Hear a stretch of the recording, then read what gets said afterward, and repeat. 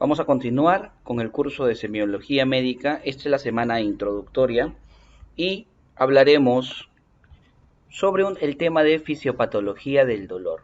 Primero, para discutir sobre dolor debemos entender que esto es una sensación y por ende esta sensación va a tener que ser interpretada, va a tener que ser percibida a nivel de la corteza cerebral. Pero para que llegue la información ahí, necesitamos una vía que lo transmita. Esa vía que lo transmita es un conjunto de neuronas interrelacionadas conocidas como red neuronal o vía nerviosa. Asimismo, para que el estímulo pueda ser transformado en impulso nervioso, necesitamos un receptor. Nótese que si hablamos de fisiopatología del dolor, exactamente de cómo se va a transmitir el dolor y cuáles son las alteraciones que se puede ocasionar, vamos a tener que pensar en la unidad funcional del sistema nervioso, la red neuronal. Asimismo, la transformación o la propagación del impulso de una neurona hacia otra. Por ende, lo primero que vamos a ver, a manera de recordatorio, es la sinapsis. Dos neuronas se conectan por una sinapsis que puede ser tanto química como eléctrica. El día de hoy yo les traigo en la diapositiva una sinapsis química. ¿Por qué? Porque es la más abundante en el sistema nervioso humano, la sinapsis química. Vemos la parte final de la neurona presináptica y la parte inicial de la neurona posináptica. A estas membranas se le denominan membranas pre, la que estoy señalando ahora, y postsinápticas. Vemos puntitos que están en la parte externa. Estos puntitos rojos y verdes van a simbolizar iones. Los rojos son sodio y los verdes son calcio. Así, en el interior de la neurona podemos observar el citoesqueleto. Esto que está de verde son los microtúbulos. También están constituidos por neurofilamentos que no se han mencionado o no se han representado aquí en la diapositiva. En la membrana podemos observar canales proteicos, los cuales permiten el ingreso de iones. Y en el interior, aquí observamos vesículas que contienen puntitos negros que representarían a los neurotransmisores. Microtúbulos, neurofilamentos como citoesqueleto. Estas vesículas van a estar divididas en dos grupos. El grupo de las vesículas que están ancladas a los microtúbulos, conocidas como el pool de reserva, mientras que tenemos por el otro lado las que no están ancladas, conocidas como pool de ataque. Bien, básicamente el impulso nervioso, la transmisión del impulso nervioso, que es el paso por una neurona, va de la siguiente forma. Es un continuo cambio de la polarización, es decir, una despolarización. Al pasar sodio por el canal, cambia la polaridad de la membrana, haciendo positivo la parte interna y negativo la parte externa. Esta despolarización estimula la apertura de un canal siguiente, dependiente de voltaje, que permite el ingreso de otro ion sodio, y así sucesivamente se van abriendo, tras despolarizaciones que se van originando, más canales de sodio. Eso es la transmisión del impulso nervioso. Una neurona, finalmente, para poder funcionar, lo hace mediante 4 mecanismos. Propaga, integra, genera y transmite un impulso nervioso. Propagar significa pasar de una neurona a otra, sobre todo a través de sinapsis. ¿Sí? Sinapsis, eso es propagar. Integra significa que la neurona decide si va a transmitir por su cuerpecito, por el axón, el impulso nervioso. Generar, una vez que ha integrado y ha dicho, sí, voy a hacer un impulso nervioso, genera el impulso nervioso. Tercera función, génesis.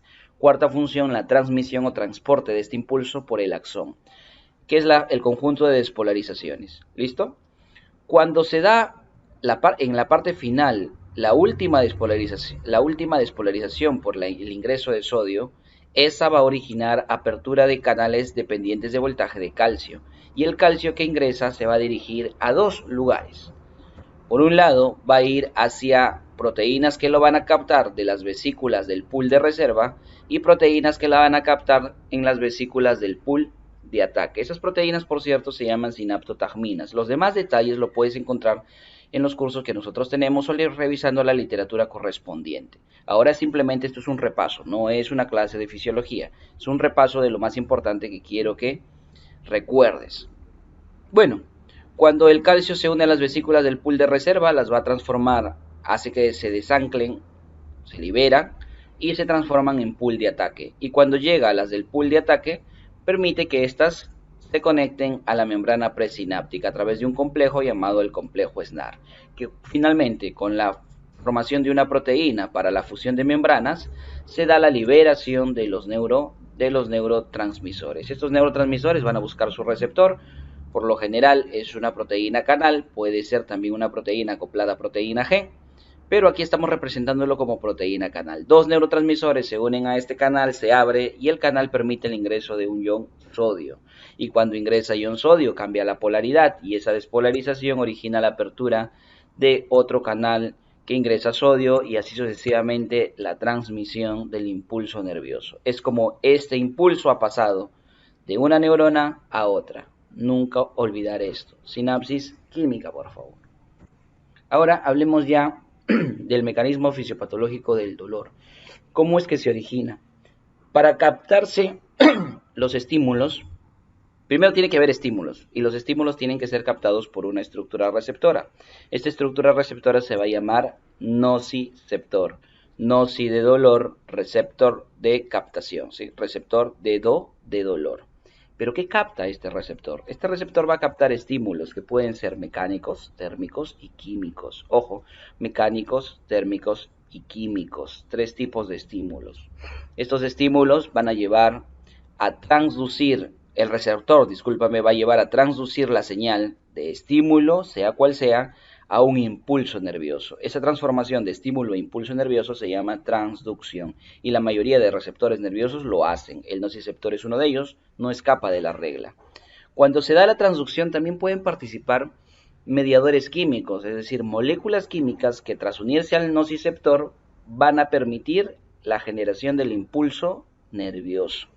Dentro de ellos te he traído los más importantes, sea porque haya habido un daño tisular, o porque se ha activado el sistema inmunológico con macrófagos, mastocitos o células propiamente del sistema inmune, sea porque de pronto tras el daño del tejido se han extravasado los componentes a la matriz extracelular, entre ellas un elemento forme llamado plaqueta. En cualquiera de estos ejemplos, estas estructuras van a liberar moléculas. Los macrófagos pueden liberar las que tienen ahí, bradicinina, interleuquina 1, fracción beta, ¿sí? Factor de crecimiento de neuronas o neurotrófico, interleuquina 6, factor de crecimiento tumoral alfa, todas estas como ejemplo de liberadas por el macrófago que van a permitir cuando se unan a nociceptores la generación del impulso, la transmisión del impulso nervioso, ¿sí? Te he puesto ahí los ejemplos para que los revises. Y finalmente el daño tisular, cuando se daña un tejido, usualmente las células en ese tejido mueren, se necrosan, explotan y al explotar liberan el gran contenido de protones y sobre todo el ion llamado el catión principal intracelular. Estamos hablando del potasio.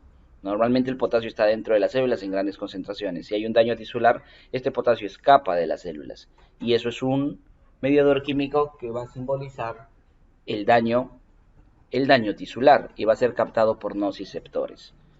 ¿Para qué? Para que cualquiera de estos mediadores, conjunto con el nociceptor, se dé una despolarización que finalmente esta se va a transmitir. ¿Listo? Aquí un gráfico que ejemplifica todo lo que te he dicho. Mira la serie de moléculas, histamina, prostaglandina E2, 5-hidroxitriptamina, que vendría a ser la serotonina, y todas las moléculas que te he puesto aquí, representadas junto con su respectivo receptor, que vendría a ser un nociceptor. ¿Para qué? Para la generación de un impulso y un impulso nervioso. Ahora, este impulso nervioso puede ser parado, puede ser inhibido aquí. Hay moléculas que gracias a receptores inhiben el impulso nervioso y ahí tenemos moléculas conocidas como las endorfinas.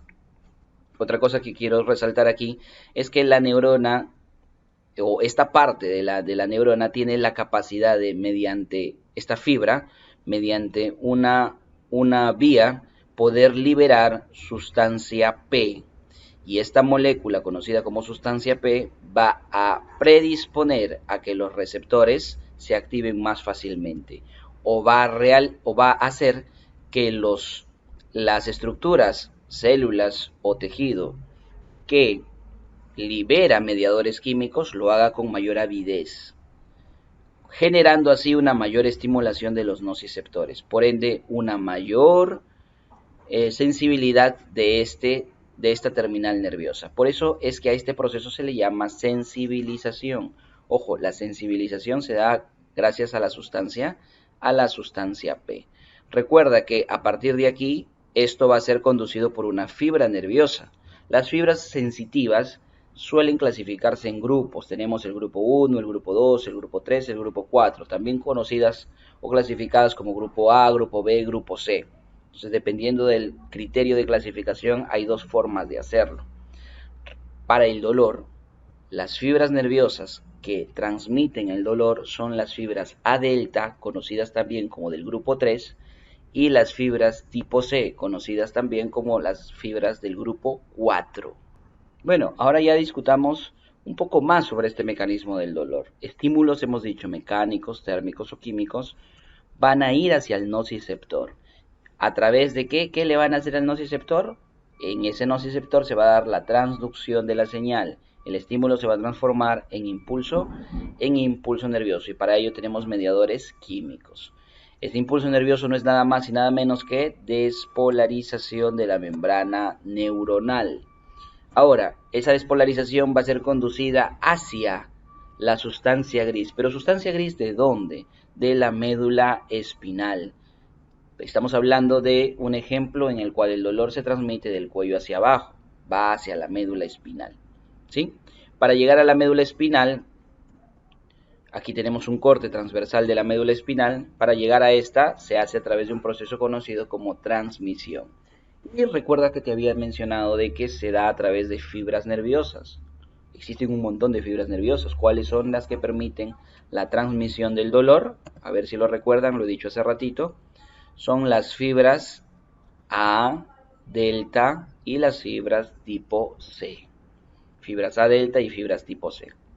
Sin embargo, estas fibras van a salir de nociceptores que van a depender del lugar donde estén, cómo es que lo van a transmitir. Por ejemplo, existen nociceptores cutáneos que son los más abundantes.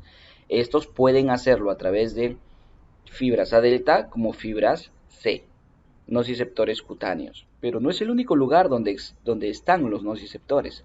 También tenemos en la parte músculo-articular. Se llaman nociceptores musculoarticulares, que también tienen la capacidad de, por fibras A delta y por fibras tipo C, transmitir esta información a la sustancia gris de la médula espinal. Y no contento con ello, tenemos nociceptores viscerales. ¿Nuestras vísceras pueden doler? Sí, nuestras vísceras pueden doler. Y esta nocicepción visceral es transmitida por fibras del tipo C. Fibras del tipo C. Y por lo general pertenecen al sistema nervioso autónomo simpático, ¿sí? Recuerda ello, el dolor visceral va por fibras nerviosas simpáticas, bien, y solo por tipo C, fibras tipo C. Bueno, ¿a dónde se va a enviar esta información? A las neuronas que están en la sustancia gris de la médula espinal. La sustancia gris de la médula espinal, por conocimientos neuroanatómicos, se puede clasificar de acuerdo a una estructura, es decir, la sustancia gris de la asta posterior, de la asta anterior, de la comisura, de las astas laterales, como también de regiones, de la región somatosensitiva, somatomotora, visceromotora, viscerosensitiva. O sea, tenemos distintas formas de clasificar la sustancia gris. Una de ellas, y la que me interesa y te he traído aquí, es la clasificación por láminas. Las láminas de Rexed. Son 10 láminas de Rexed que se enumeran o se simbolizan con números en romanos, como lo puedes observar ahí, ¿sí? Empezando desde atrás y más o menos guardando un orden hacia adelante, siendo la número 10 presente en la comisura, la lámina de Rexed comisural número 10. No me meto en más detalles porque eso es neuroanatomía y aquí simplemente estamos haciendo un repaso para, en esta semana introductoria, iniciar con fuerza lo que vendría a ser el curso de semiología. Bien, de las láminas de Rexed, que son regiones en la sustancia gris, cada una de estas estructuras que van a transmitir ese impulso van a llegar a una respectiva lámina, y yo con mucho cariño te he traído eso. Mira aquí las láminas, mira las flechitas. cada una de estas estructuras van a enviar a las láminas mencionadas. Si no las recuerdas, porque eso es parte de tu estudio personal, nunca te olvides de la lámina número 2, que es la que recibe mayor afluencia. ¿Por qué? Porque los nociceptores más abundantes son los cutáneos, y los nociceptores cutáneos más abundantes, los nociceptores del tipo, o que emiten su señal a través de fibras del tipo C. Y por ello, la lámina a la cual llegan la mayor cantidad de transmisión de estímulo doloroso es la lámina tipo 2 o la lámina 2 de Rexed. No olvides ello. Ahora, estas fibras también pueden liberar un contenido hacia el nociceptor. Lo mencioné en la diapo anterior. ¿Cómo se llama ese contenido? Se llama sustancia P. Y esta sustancia P, ¿para qué sirve? Para un proceso de sensibilización. Muy bien. La sustancia gris de la médula espinal envía la información ahora al cerebro, lugar en donde se va a percibir el dolor. ¿Cómo lo hace? A través de la transmisión. Y esto se puede dar dependiendo de dónde venga el dolor, si el dolor es somático o el dolor es visceral. Si viene de los nociceptores musculoarticulares o nociceptores cutáneos, en cualquiera de ellos, el dolor se va a llamar dolor somático. Si viene de los nociceptores viscerales, se llamará dolor visceral. ¿Cómo se transmite desde la médula hacia el cerebro? Va a tener dos vías distintas. Para el dolor somático de estos dos, para el dolor somático, la vía de transmisión de la médula al cerebro va a ser la espinotalámico lateral. Haz espinotalámico lateral, puedes apuntar ahí somático. Mientras que la vía de transmisión del dolor visceral va a ser el haz espino reticular. ¿Te suena reticular algo? ¿Te suena talámico algo? Espino es médula espinal. De la médula espinal al tálamo, de la médula espinal a la formación reticular. Eso es la dirección. ¿Listo? Hay un proceso conocido como modulación. Estructuras realizan este proceso, se llaman estructuras moduladoras, las cuales van a permitir o van a bloquear, entre comillas, este mecanismo. La sustancia gris por lo general de la médula espinal suele enviar mucha información hacia el cerebro de tipo dolorosa cuando hay estímulos pertinentes. Para que tu cerebro no se torture con tanta información, las estructuras moduladoras pueden en algunos momentos determinados bloquear la mayor cantidad de estos impulsos. Y se hace de esta manera. Cuando se transmiten muchos impulsos hacia el cerebro, se va a generar una vía en la cual se activan estructuras moduladoras para el bloqueo de esta información. No de todo, no se logra bloquear todo completamente. Este proceso se llama modulación y las estructuras moduladoras principales te las he traído aquí también. Tenemos el locus coeruleus, los núcleos del RAFE, si quieres puedes poner los más importantes, son los del RAFE mesencefálico, el núcleo reticular paragigantocelular y la sustancia gris periacueductal. La sustancia gris periacueductal o cualquiera de estos van a utilizar ciertos neurotransmisores para cumplir esta función. Por ejemplo, la sustancia gris periacueductal utiliza encefalina y GABA. Encefalina, repito, y GABA. El locus coeruleus utiliza norepinefrina, tú también lo conoces como noradrenalina, es lo mismo. Utiliza ese neurotransmisor, lo puedes apuntar ahí. ¿Qué utiliza el núcleo del RAFE? Los núcleos del RAFE utilizan serotonina. Y el núcleo reticular paragigantocelular utiliza tanto encefalinas como serotonina. Muy bien, ya hemos hablado de los procesos de transducción, despolarización, transmisión, sensibilización y modulación. Ahora, ¿el cerebro qué hace? Percibe el dolor para que tú digas, au, me duele. Percepción del dolor se da a nivel del cerebro, pero tenemos un montón de estructuras en el cerebro relacionadas de algún u otro modo con el dolor. Por ejemplo, para que tú digas, au, me duele el brazo, es decir, sepas dónde te duele, tenemos la corteza parietal. La corteza parietal sirve para la discriminación del dolor, para la localización del dolor, saber dónde duele. El tálamo es una estructura que en primer momento recibe la información y la va a enviar a las zonas corticales. El tálamo va a recibir dos tipos de información, muchachos. Dolor somático y dolor visceral. La estructura del tálamo que recibe la información de dolor somático a través del haz espinotalámico lateral, me siguieron la idea, ¿no? Me siguieron la idea, ya lo he explicado. Dolor somático a través del haz espinotalámico lateral llega al cerebro, al tálamo. ¿A qué núcleo? Al núcleo ventroposterolateral. Dolor somático. Mientras que el dolor visceral transmitido de la médula al cerebro por el haz espino-reticular va a llegar al tálamo. ¿Pero a qué parte del tálamo? A los núcleos intralaminares del tálamo. Bueno, el tálamo se va a encargar de llevar esa información a la respectiva corteza. Si lo lleva a la corteza parietal, va a servir para que tú identifiques en dónde te duele. Si lo lleva a la corteza singular o insular, va a ser para la percepción del dolor emocional o para la memoria del dolor. Con respecto a la percepción del dolor emocional, es eso que de pronto te agobia cuando tienes un dolor de este tipo.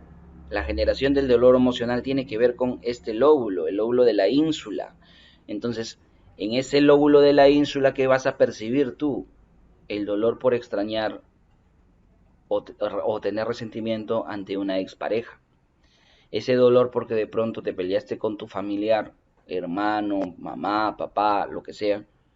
Tuviste un problema y no se hablan 1, 2, 3 años. Y tú cada vez que lo recuerdas, porque de una u otra forma le tienes cariño, le tienes amor, vas a sentir una opresión en el pecho, un dolor que te puede llevar a llorar. Entonces, ese dolor emocional viene desde la corteza singular insular. Ahí es la activación. ¿Sí? Hasta aquí hemos discutido sobre el mecanismo fisiopatológico del dolor. Bien.